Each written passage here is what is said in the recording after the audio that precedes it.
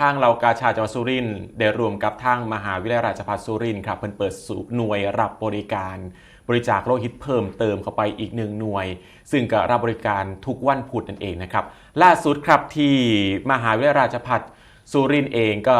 เปิดหน่วยรับบริการบริจาคโลหิตนะครับเพื่อเพิ่มจำนวนโลหิตและเสริมสร้างความมั่นคงด้านโลหิตครับ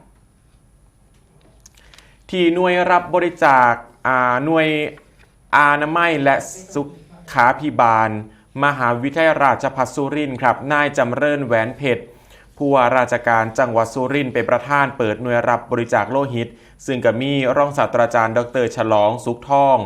อธิการบดีมหาวิทยาลัยราชภัฏสุรินทร์คณะกรรมการเหล่ากาชาดโรงพยาบาลสุรินทร์และหน่วยงานที่เกี่ยวข้องรวมในพิธีโดยหน่วยรับบริจาคโลหิตมองนี่ครับจะเปิดรับบริจาคทุกวันพุธตั้งแต่3 โมงเช้าไปจนถึงบ่าย 3โดยมุ่งหวังให้เป็นศูนย์กลางในการส่งเสริมการบริจาคโลหิตอย่างต่อเนื่องเพิ่มจำนวนผู้บริจาคโลหิตเป็นประจำและซอยเสริมสร้างความมั่นคงด้านโลหิตของจังหวัดสุรินทร์อันจะเป็นประโยชน์ต่อผู้ป่วยและระบบสาธารณสุขโดยรวม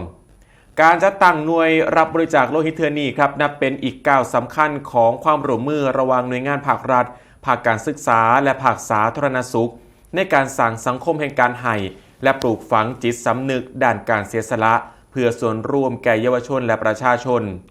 โดยทางมหาวิทยาลัยราชภัฏสุรินทร์ครับตระหนักถึงความสำคัญของการมีโลหิตสำรองเพื่อเพียงพอสำหรับการรักษาพยาบาลผู้ป่วย